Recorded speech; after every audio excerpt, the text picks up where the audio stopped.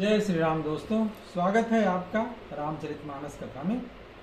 पिछले भाग में हमने देखा कि विश्वामित्र जी राम और लक्ष्मण को ले आकर के धनुष यज्ञ में शामिल होने आए हुए हैं और वहाँ पे उनको देख करके जो दुष्ट राजा थे वो अपना गाल बजा रहे हैं, लेकिन जो अच्छे राजा हैं वो भगवान को पहचान करके उनकी भक्ति जग गई है। फिर उसके बाद सीता जी आती हैं और उनकी सुंदरता को देख करके गोस्वामी तुलसीदास जी ने ये कह के छोड़ दिया कि सीता जी की सुंदरता की तो किसी से तुलना ही नहीं की जा सकती। और सीता जी रामचंद्र जी को एकटक निहार रही हैं, लेकिन फिर देखी कि उनके जो है गुरुजन लोग हैं, यहाँ पे पूरा समाज बैठा है, तो सकुचा गए। चलिए आगे शुरू करते हैं आज की कथा। राम रूप अरु शिव छवि देखे, नर नारिन परिहरिणी में से, सोचहि सकल कहत सकुचाही, विदिशन विनय करहि मन माही। श्री रामचंद्र जी का सुंदर रूप और सीता जी की सुंदर अनुपम सुंदरता देख करके सारे स्त्री पुरुषों ने पलक झपकना छोड़ दिया। एक टक सब देख रहे हैं। सभी के मन में यही आ रहा है कि इनका जो जोड़ी है यही सबसे अच्छी है, लेकिन चूंकि मन ही मन सकुचा रहे हैं, बोल नहीं पा रहे हैं, केवल सोम भगवान से प्रार्थना कर रहे हैं। हरु विधि बेगी जनक जड़ताई, मति हमारे असी देहि सुहाई, बिनु विचार पनु तजि नर नाहू, सिय राम कर करे बियाहू। ये भगवान से प्रार्थना कर रहे हैं सभी लोग कि जनक अपनी ये मूर्खता छोड़ दे। हे विधाता, इनकी मूर्खता दूर कर दो और हमारे की तरह इनकी भी सुंदर बुद्धि हो जाए और कुछ सोचे समझे न, सीधा अपना प्राण ओण सब त्याग करके सीता जी का विवाह रामचंद्र जी से कर दे। ऐसा सारे लोग प्रार्थना करने लगे विधाता से। जगु भल कहीं है भाव सब काहू, हठ कीने अंत दाहू, यही लाल सामगन सब लोगू, बरु सांवरो जान की जोगू। अब अगर जनक जी अपना प्रण तोड़ देंगे तो भले संसार उनको कहेगा कि क्या कर दिए, लेकिन ये बात तो सब किसी को अच्छी लगती है। हट करने से अंत में हृदय जलेगा, मन को कष्ट क्लेश होगा। सब लोग इसी लालसा में मग्न हो रहे हैं कि जानकी जी के योग्य वर तो ये श्री राम जी ही हैं। तब बंदी जन जनक बुलाए, बिरदावली कहत चली आए, कहन पुजाई कहूँ पन मोरा, चले भाट ही हर सुन थोरा। लोग ऐसा ही सोच रहे हैं कि जनक जी किसी तरह से सीता जी से शादी कर दें, विवाह कर दें भगवान राम का। और राजा जनक ने क्या किया, वो अपने बंदी जनों भाटों को बुलाया और वे अपने बिरदावली जो वंश की कीर्ति गाते हुए चलते हैं, बिरदावली भाट होते हैं, वो पूरे वंश की यश गाथा करते हैं, गाते बजाते हैं, उनको बुलाया। राजा ने कहा कि जाओ और सबसे मेरा प्रण बता दो। भाट सब चल पड़े। उनके हृदय में भी बड़ी खुशी थी कि सीता जी का विवाह हो रहा है। चल पड़े राजा का प्रण सुनाने के लिए। बोले बंदी बचन बर, सुनहु सकल महिपाल, पन विदेह कर कहीं हम, भुजा उठाई विशाल। भाटों ने फिर राजा की आज्ञा पा करके जाके बड़े जोर से तेज वचन में कहा कि हे पृथ्वी की पालना करने वाले सब राजागण, सुनिए, हम अपनी भुजा उठाकर हाथ उठा करके जनक जी का विशाल प्रण आपको बताते हैं।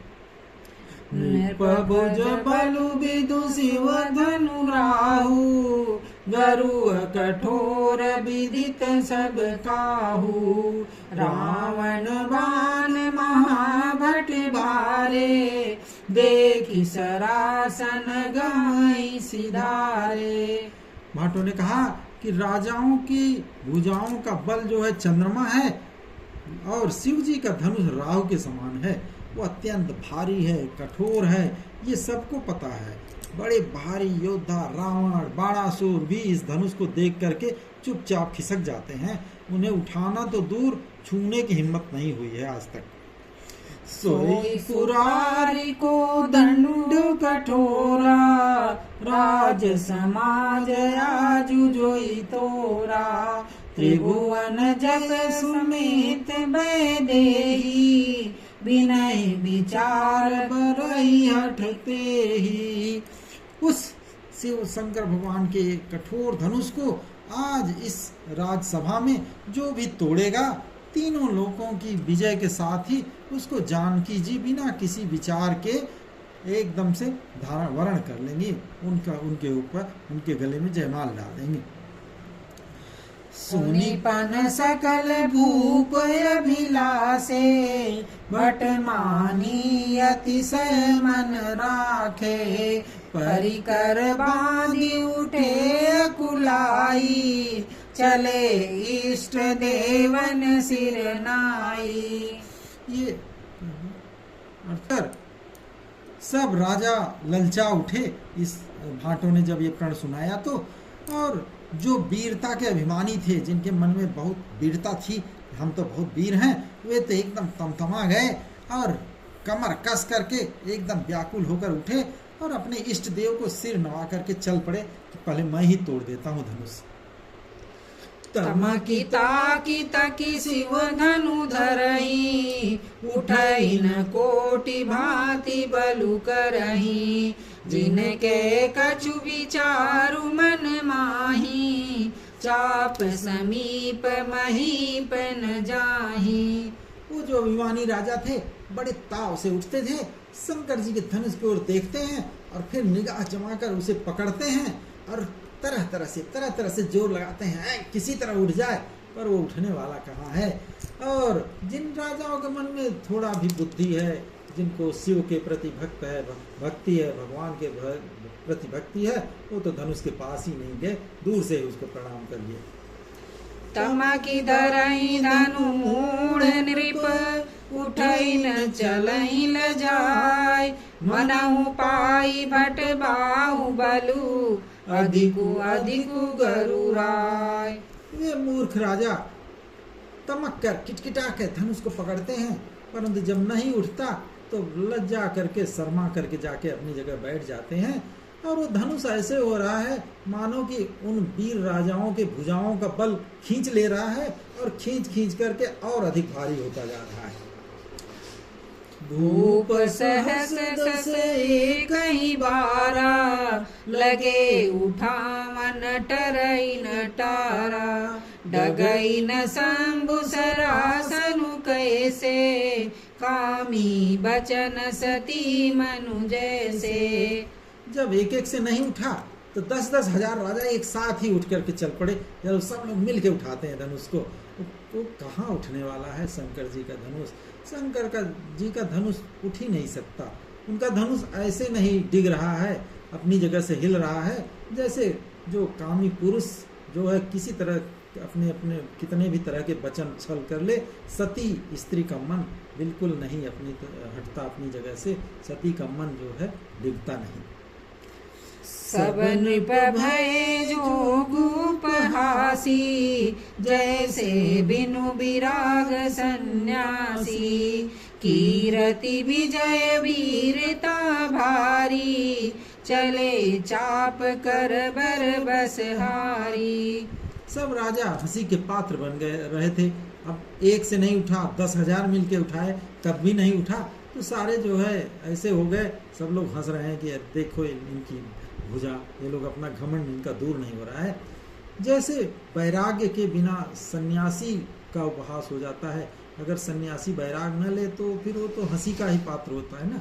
तो उसी तरह से राजा लोग भी हंसी के पात्र हो रहे हैं। कीर्ति विजय बड़ी बड़ी वीरता, इन सब को वे धनुष के हाथों सब कुछ गंवा के चले जा रहे हैं। धनुष उठ नहीं रहा है, उनकी सारी की सारी जो हेकड़ी है, जितना यश विजय कीर्ति का वीरता सब खत्म हो जा रही है।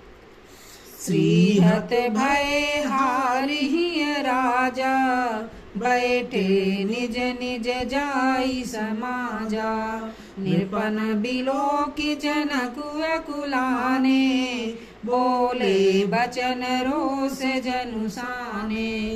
राजा लोग सभी जो है अपने मन से हार करके ये श्रीहीन हो गए, उनकी आभा नष्ट हो गई, उनकी सारी जो चेहरे पे ललक आभा थी वो सब नष्ट हो गई और अपने अपने समाज में जाके अपने अपने जगह पे जाके बैठ गए। और अब राजाओं को हारता हुआ असफल देख करके जनक व्याकुल हो उठे और ऐसे वचन बोले जो मानो क्रोध से सने हुए थे। दीप दीप के भूपति नाना, आए सुनी हम जो पन उठाना। देव दनुज धरि मनुज शरीरा, विपुल वीर आए रणधीरा। जनक जी ने कहा, मैंने जो प्रण ठाना था उसे सुन सुन करके दीपों हर द्वीप के लोग आए, अनेक राजा आए हैं, यहाँ तक कि देवता और दैत्य भी राजा का शरीर धारण करके आ गए हैं और भी बहुत से ढेर सारे रणधीर वीर आए हुए हैं। कुंवरी मनोहर विजय बड़ी, कीरते अति कमनीय। पावन निहार बिरंच जनु, रचेउ न धनु दमनीय। ये जो शंकर जी का धनुष फिर भी कोई नहीं तोड़ पाया। सारे लोग ये लोग जो आए हुए हैं किसी से ये तोड़े नहीं तोड़ा और उसको तोड़ करके ये जो सुंदर कन्या है मेरी, बड़ी विजय और अत्यंत सुंदर कीर्ति को पाने वाले बनना चाहते थे, लेकिन ऐसा लगता है कि ब्रह्मा ने किसी को ऐसा बनाया ही नहीं है जो कि धनुष तोड़ करके हमारी बेटी सीता का वरण करे। कहूँ काहियहु लाभुन भावा, काहुन शंकर चाप चढ़ावा। रहूं चढ़ाऊ बतोरब भाई, तिलु भरी भूमि न सके चढ़ाई। जनक जी ने कहा, कहिए ये लाभ किसको अच्छा नहीं लगता, ये बात किसको अच्छी नहीं लगती कि सीता जी उनका वरण करें, परंतु किसी ने भी शंकर जी का धनुष नहीं चढ़ाया। अरे भाई, चढ़ाना तोड़ना तो दूर, कोई उसको तिल भर अपनी जमीन से हिला भी नहीं सका। अब जनि को माखे भट मानी, वीर विहीन महिमा जानी। तजहु आस निज निज गृह जाहूं, लिखान विधि वै देहि विवाहु।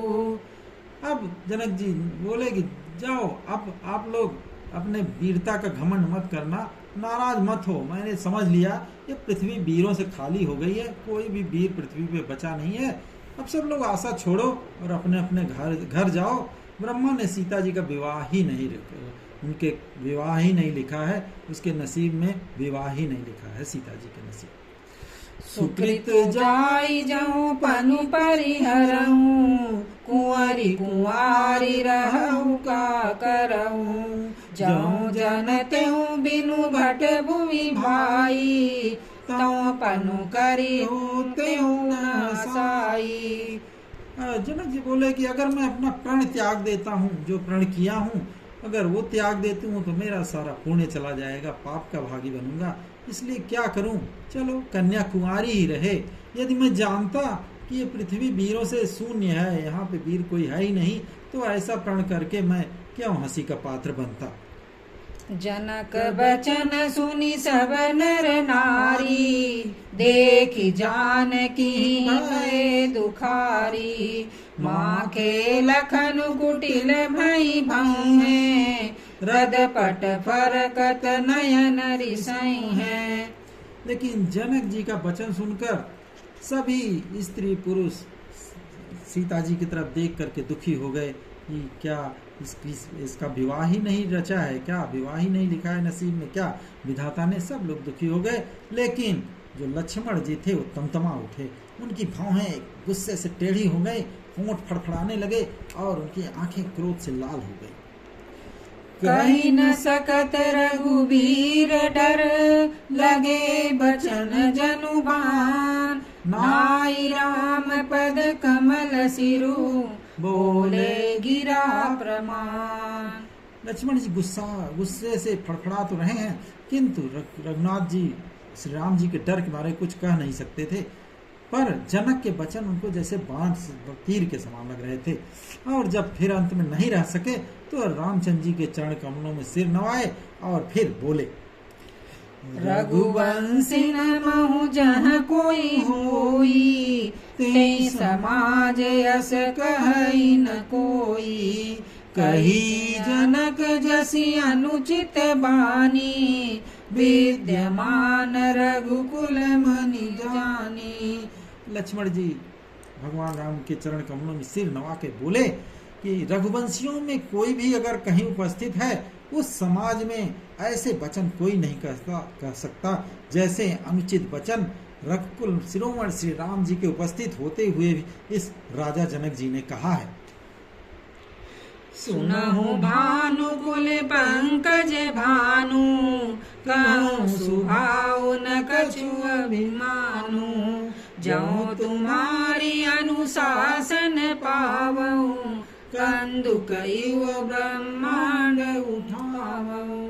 लक्ष्मण जी आगे बोले कि जनक जी ऐसी भाषा भगवान राम के यहाँ रहते हुए बोल गए, ये उचित नहीं है। और हे सूर्य कुल रूपी कमल के सूर्य राम जी, भगवान मेरे बड़े भाई भैया राम जी सुनिए, मैं स्वभाव से ही कहता हूँ, कोई बड़ाई अपनी नहीं कर रहा हूँ, कुछ अभिमान करके नहीं बोल रहा हूँ।